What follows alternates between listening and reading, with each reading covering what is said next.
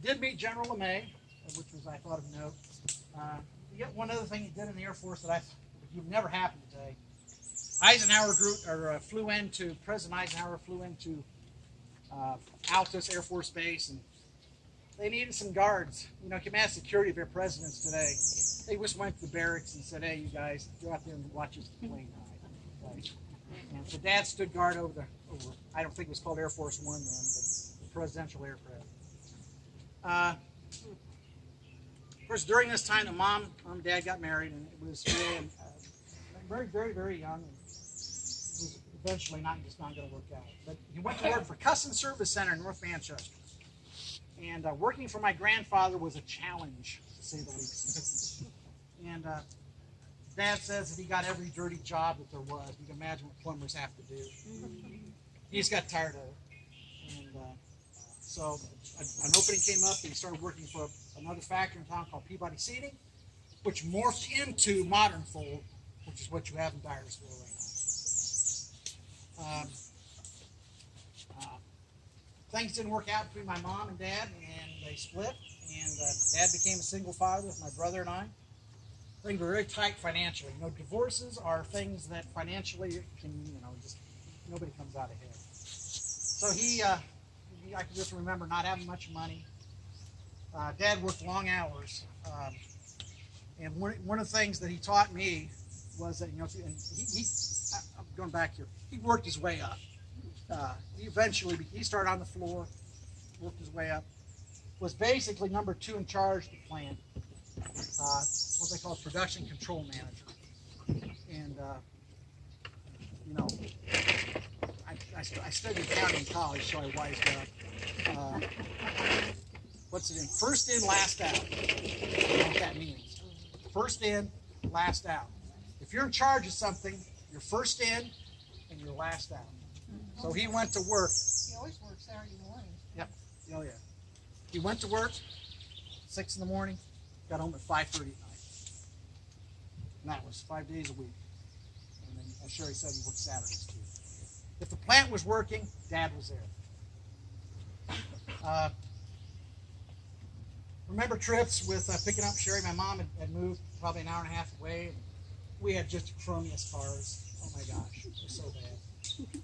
And Dad's tires and that thing, they were just bald, and we'd take off in snowstorms. And Indiana, LaPorte sits right below the snow belt. The snow, we're about lake effect snow, it just gets buried. And times of going up and picking up Sherry and bringing her, and vice versa. And we'd get flat tires and knock on the door and say, "Hey, can you help us out?" And, that kind of stuff. Lots of stuff like that.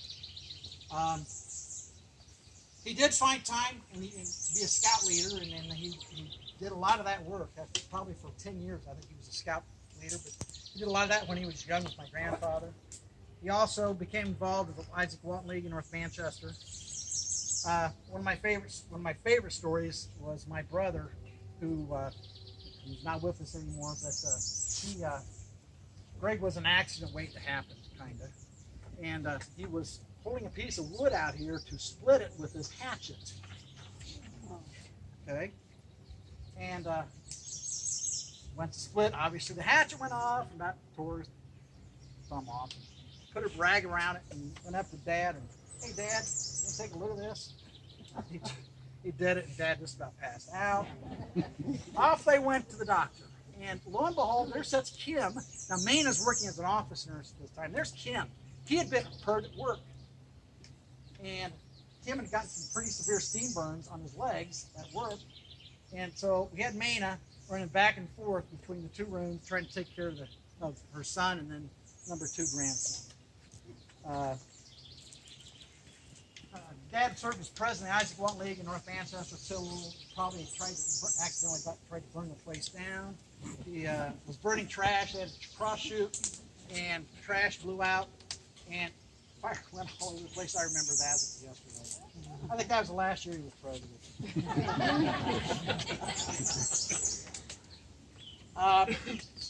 One of the big things he did, Dad became an ardent conservationist, and he always had that tendency anyway. But he took a trip to the Snake River with a cousin named Tom, and went out west. He scraped up, and I'm glad he did. Scraped up enough money to do that, and you could almost say he came back a changed person. But during this time, my brother and I, kind of, we're getting into high school, and Greg chose not to go to school. He started making. My brother was a guy who could sell ice cubes to Eskimos, and the college stories that I heard, I said that's where I'm going. Dad wanted me to be a business guy, so I started out in business. And Manchester College is a service oriented college. And during that time, they were in need of educators, and the folks got to me. And about my sophomore year, I changed my major and I became a teacher for 35 years. I didn't have the guts to tell Dad. I wrote him a letter. Said, Dad, this is what I'm going to do. You did a great job raising us. This is why I'm doing it. Love, Rob. And that's what I did. I found it the other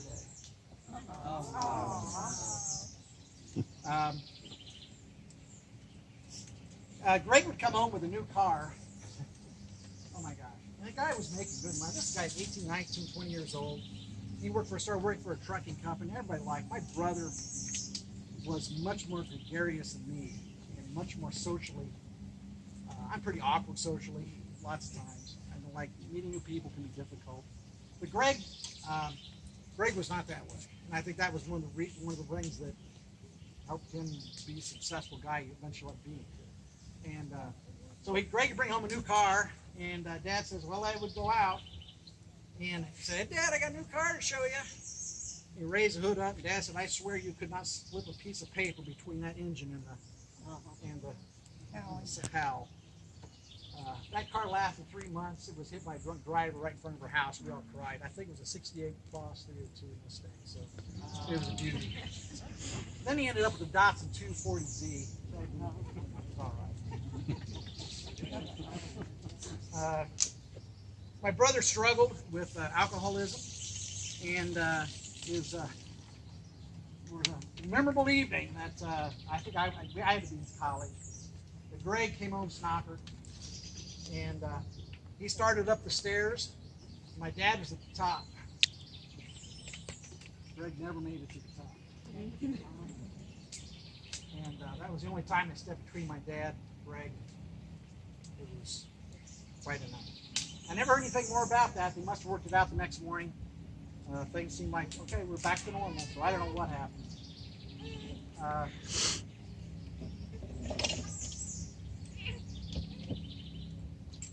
Peabody Seating eventually kind of morphed into Modern Fold. We had a little downturn in economic times. They wanted to combine some plants, and he had an opportunity to move to Iowa. Big promotion, and offered a lot more money, and off he came to Iowa. And he was on wife number 2 at this point, which was, believe me, a disaster. And he went, that just didn't work out. I'm not going to stories about that, but it's not a good scene. And that did not last. And we met Peg. We stayed together. Dad loved to dance, and you wouldn't think that was the case, but he was a great dancer.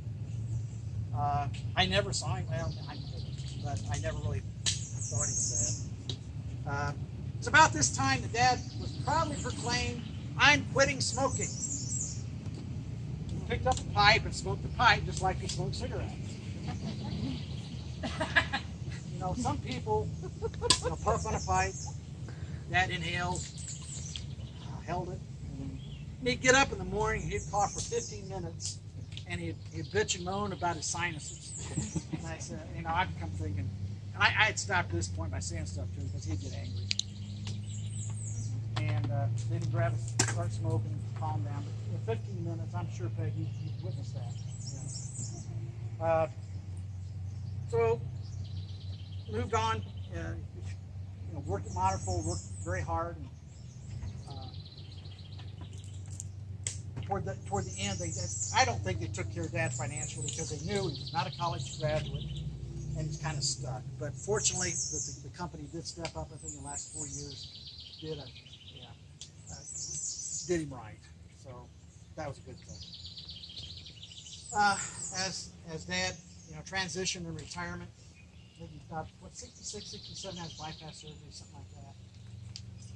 Probably about 13 years ago, so whatever that is. Yeah. Okay. 14.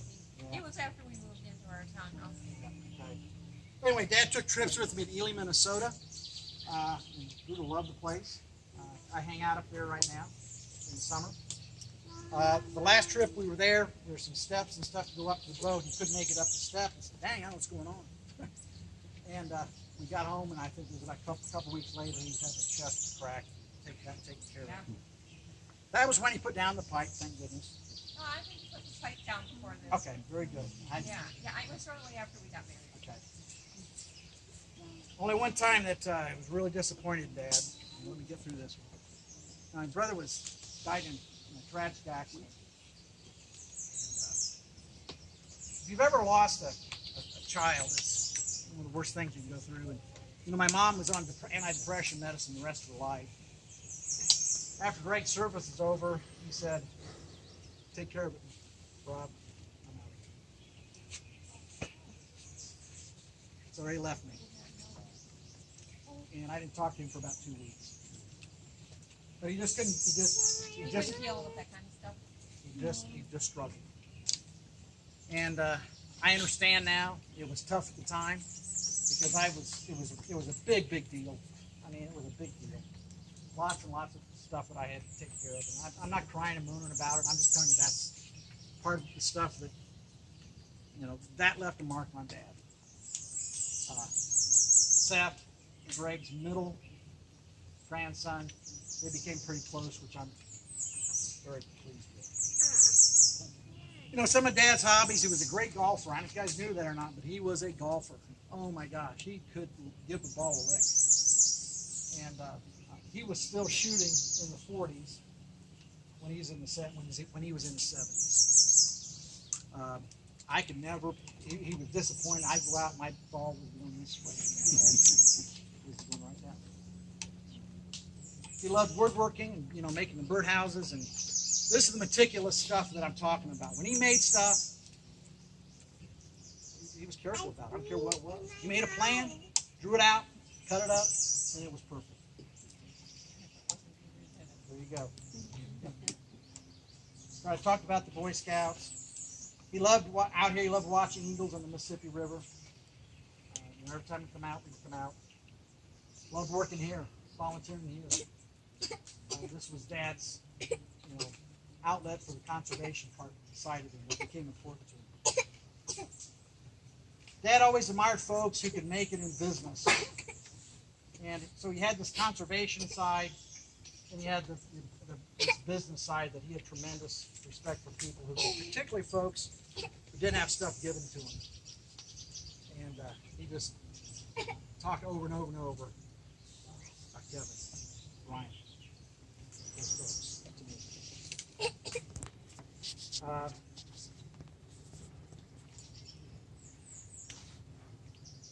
In the last, what's it been, 5 years maybe, the COPD really started whacking him. So we just have conversations and just talk. Again, the environmental stuff was very important to him. He had a lot of admiration for John McCain. He talked a lot about him. He had a great disdain for what he called chicken hawks. And Dad understood what it was like to go to war, and this is the brethren upbringing I think was coming out in him. The new war was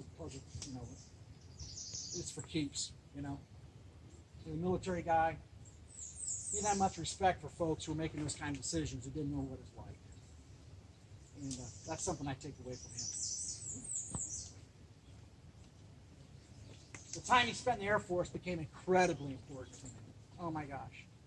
And I didn't get him to talk about it until the last 5 years. He did not talk about it at all. And finally, I said, Dad, I want you to talk to me. So I sat down about 2 years ago. I just had my word processor out and we went down the list. That's all the stories that I told you I did leave one out. But it was good. Then the last thing is devotion, Peggy. That was incredible. His final health decline was hard to watch. Here he had this vibrant guy. He was so embarrassed to go out in public with his oxygen. Oh my gosh. Dad, I'd get in the restaurant or something, said, Dad, look around. See some other people here. You're fine. He didn't like it. So we'd walk in, he'd have to stop 2 or 3 times, get his breath. And then we get to sit down. I think his last time at the word shop was we were going to make a birdhouse together. Oh yeah, yeah.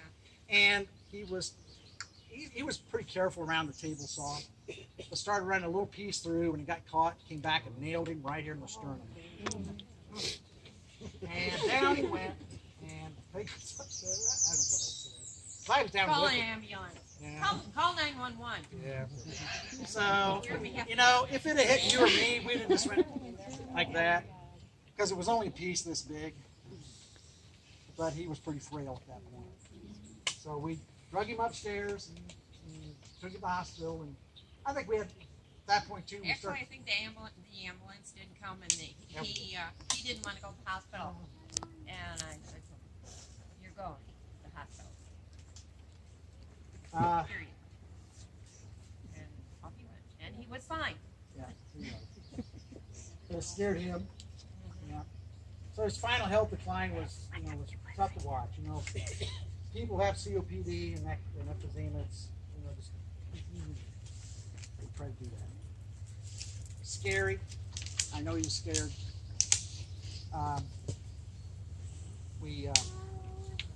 I guess I sent around messages to the cussing side of him 2 or 3 times, saying, well, this is pretty serious with Dad. And I wasn't sure, but this could be it. I've sent those around more than once. And Nance and I were back up in Ely, just got there, and we got a call from Peg, or Dad, I don't know, Peg. Well, he's not feeling well, and so we'll take him in. So 24 hours we'll keep him. So Nance and I are up there. This is a 2-hour trip, a 2-day trip for us. So we stop buying stuff, and making plans to bug out. And I talked to him the next day, and dang, his voice was strong. And I thought, it's going to be one of those times where he's going to pull through again. It's going to be fine. And we talked about some things we needed to talk about. And I said, Dad, what kind of measures you want taken at the end? He said, you want to take heroic measures? And emphatically, pardon my French, he said, hell no. A little more emphatic than that. And so I get the call the next morning, and he's having troubles. And we talked to Peggy, and I shared with her what he had said. I think that released her a little bit. So that's it. I was fire chief in Wabash County for probably 12 years for a department surrounding the city of Wabash. And the fire chief in town was a really good guy, and we became pretty close. We commiserated together. And they used to have this saying when they get the ambulance there and they would go to take off, they would say, en route, DLB. Drive like Bob. And so that meant you better get out of the road because the fire chief's coming through hauling butt. Well, I encourage you today not to do that, but to BLB. Take a little something from Dad and be like Bob.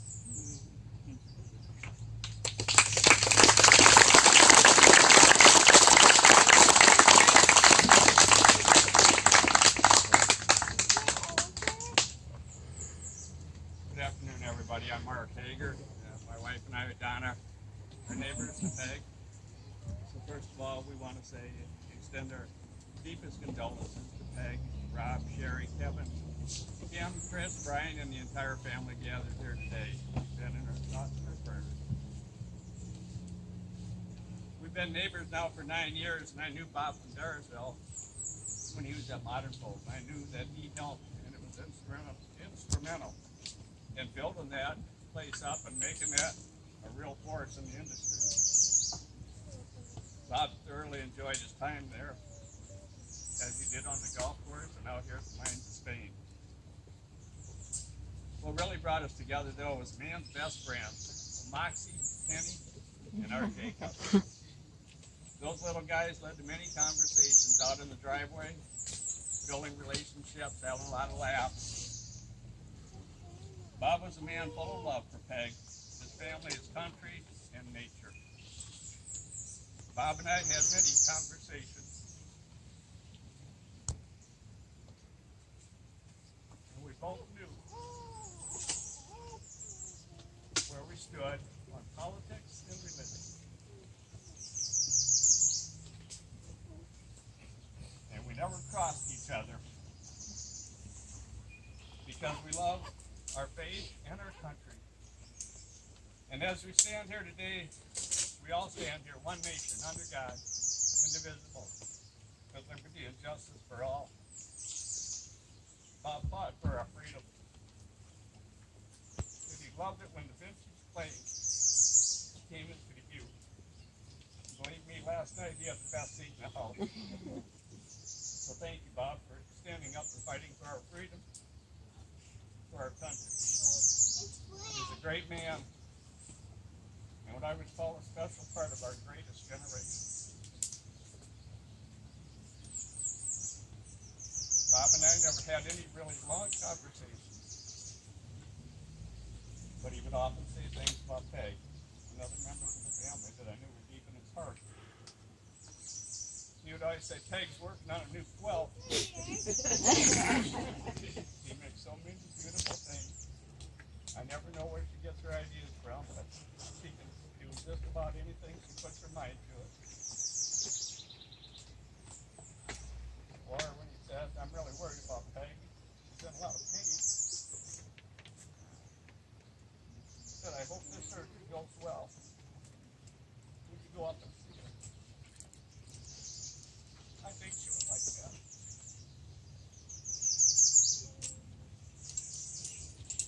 As for other members of the family, we'd always brag about you guys. We always look forward to you guys coming home. We always talked about how skilled you were. We loved your business. Bob had another side of him, and I'm sure many of you know about. Any of you people know Billy Goat Gruff? It's an old story we used to read. As much love and as respect as I had for Bob, I'd be remiss in not telling you a couple of these little episodes. If Bob was busy or playing on his iPad and I went over to see if Peg could come out with the dogs, she wasn't home, he'd come to the door and just say, she's not here! Did she come out and play? No. Or I'd call and say, Bob, is Peg home? Can she come out? No. Hello, Bob. How are you today? He was always short and sweet and to the point, but you always knew where he stood. And many times we'd be standing out there, and he'd be out there and he'd grill a hamburger or something. He'd come out, and we were talking and having a nice time, and he'd come out and say, dinner's ready now. Bye, Peg. Now. 5 o'clock. He had a few words, but you always knew where he stood, and he was a great man. Bob was very much like my own dad. Wonderful, caring husband, father, grandfather, stepfather, and a man of few words, but a lot of love. He's sadly missed. God bless you all.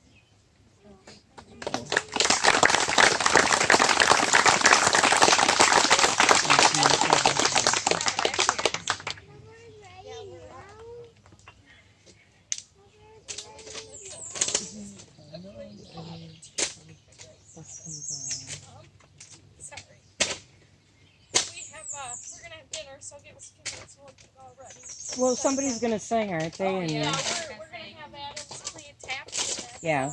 Here we go. going on, and then we're gonna have Rachel sing. So then we're gonna get happy.